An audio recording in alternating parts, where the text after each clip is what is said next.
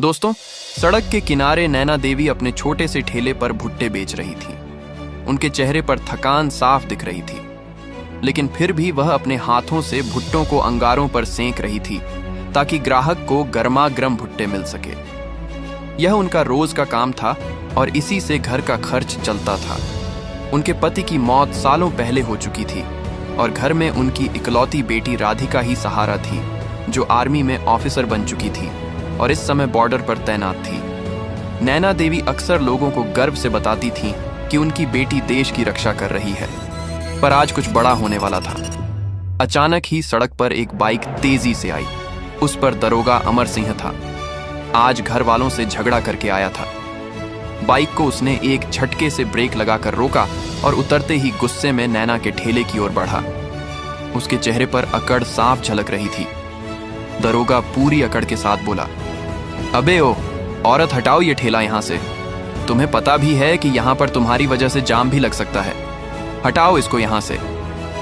नैना देवी थोड़ी घबराई, लेकिन संभलते हुए बोली, दरोगा जी, बस थोड़ी देर ही यहां पर भुट्टे बेचा करती हूं। रोजी रोटी का सवाल है। कुछ देर बाद भीड़ कम हो जाएगी, तब हटा दूंगी। दरोगा ने कहा, मैंने कहा ना इस ठेले को अभी की, अभी यहां से हटाओ, चलो। नैना ने कहा, साहब थोड़ी देर का काम और रह गया, बस फिर मैं यहां से अपना ठेला हटा दूंगी। ये सुनते ही दरोगा अमर सिंह का गुस्सा 7वें आसमान पर चढ़ गया। उसने ठेले को जोर से धक्का दिया और फिर एक जोरदार लात मार दी। ठेला हिलते डुलते सड़क पर गिर गए और उस पर रखे सारे भुट्टे नीचे गिरकर सड़क पर बिखर गए। तभी अमर सिंह फिर गरज कर बोला, तुम्हारी हिम्मत कैसे हुई सड़क के बीच ये ठेला लगाने की? तुम्हें पता भी है मैं कौन हूं, अंदर करवा दूंगा, समझी? अगली बार दिखी यहां तो ठेले समेत तुम्हें थाने उठा ले जाऊंगा। नैना देवी ने धीमी आवाज में कहा, दरोगा जी, मेरी बेटी आर्मी में ऑफिसर है। मैं मेहनत करके ही कमा रही हूं। गलती हो गई तो माफ कर दीजिए। यह सुनते ही अमर सिंह हंस पड़ा, जैसे उसने कोई मजाक सुन लिया हो। अरे आर्मी ऑफिसर की मां हो तो क्या आसमान से उतरी हो? तुम्हारी औकात सड़क पर ठेला लगाने से ज्यादा कुछ नहीं है। बेटी चाहे बॉर्डर पर हो, यहां तेरी हैसियत मुझे मालूम है। भीड़ चुपचाप तमाशा देख रही थी। किसी ने हिम्मत नहीं की कुछ कहने की। नैना देवी अंदर से कांप रही थी, लेकिन आंखों में गुस्से की हल्की चिंगारी भी जल उठी थी। उन्होंने धीरे से कहा, आज आपने मेरे ठेले को लात मारी है, लेकिन याद रखिए इसका हिसाब एक दिन जरूर होगा। अमर सिंह यह सुनकर और भड़क उठा। वह आगे बढ़कर ऊंची आवाज में बोला, धमका रही है तू मुझे? तेरी औकात क्या है? अभी ले चलूंगा तुझे थाने। उसकी आंखों में अहंकार और सत्ता का नशा साफ दिख रहा था, लेकिन तभी भीड़ में से किसी ने मोबाइल निकालकर यह सब रिकॉर्ड करना शुरू कर दिया। अमर सिंह ने देखते ही उस आदमी पर चिल्ला दिया, अबे बंद कर ये रिकॉर्डिंग, वरना तुझे भी अंदर कर दूंगा। आदमी डर गया और फोन जेब में रख लिया। अमर सिंह बाइक पर बैठा और जाते जाते ठेले को फिर एक बार लात मारकर बोला, याद रखना, अगर दोबारा यहां दिखी तो ठेले समेत तेरी खैर नहीं। दूसरी तरफ राधिका अपने कैंप में ड्यूटी पर थी। बॉर्डर पर तनाव का माहौल था, लेकिन उसे अंदाजा भी नहीं था कि उसकी मां के साथ शहर में क्या हुआ है। तभी नैना देवी ने अपनी बेटी को घर आने के लिए एक पत्र लिखा। बॉर्डर पर ड्यूटी के बीच जब उसने वह पत्र पढ़ा तो उसके चेहरे का रंग उड़ गया। वह जानती थी कि उसकी मां हमेशा मेहनत करके इज्जत से जीना चाहती थी और अब कोई दरोगा उसके आत्मसम्मान को कुचलने की कोशिश कर रहा है। राधिका ने तुरंत छुट्टी ली और अगले ही दिन शहर के लिए निकल गई। अगले दिन वह शहर पहुंच गई। स्टेशन पर उसने अपनी मां को देखा।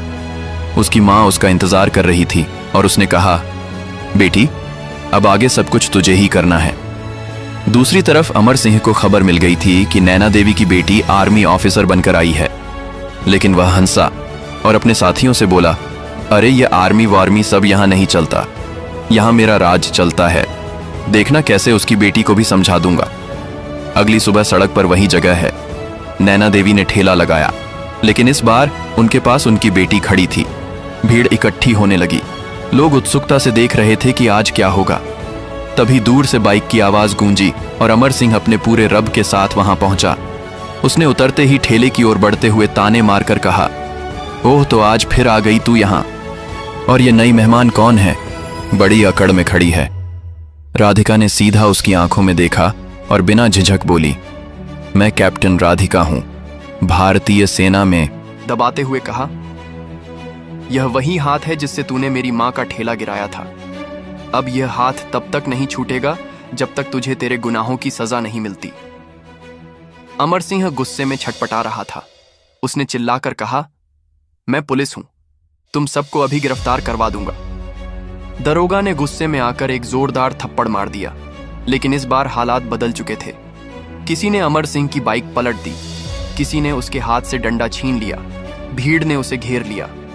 अमर सिंह अब अकेला था। उसका रब और अकड़ धूल में मिल चुका था, लेकिन अमर सिंह अब भी बड़बड़ा रहा था।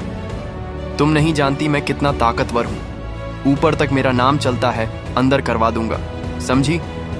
इसी बीच भीड़ में से कोई मोबाइल से लाइव वीडियो करने लगा।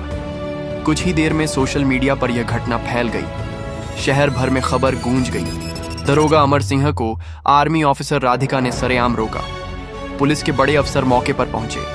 भीड़ बढ़ती गई। दरोगा को सस्पेंड करो, दरोगा को जेल भेजो। दबाव इतना बढ़ गया कि अफसरों को अमर सिंह को वहीं गिरफ्तार करना ही पड़ा। एसओ साहब ने ऐलान किया कि दरोगा अमर सिंह को अभी की अभी सस्पेंड किया जाता है। पुलिस दरोगा को पकड़ कर ले गई। दोस्तों, मुझे पूरी उम्मीद है कि आपको यह वीडियो पसंद आई होगी, इसलिए वीडियो के लिए एक लाइक तो बनता है। दोस्तों, वीडियो को अपने दोस्तों के साथ जरूर शेयर करें। इसी प्रकार की और भी अच्छी वीडियो देखने के लिए हमें सच्ची घटना 01 सब्सक्राइब करें। तो इसी के साथ मिलते हैं अगली वीडियो में एक नई कहानी के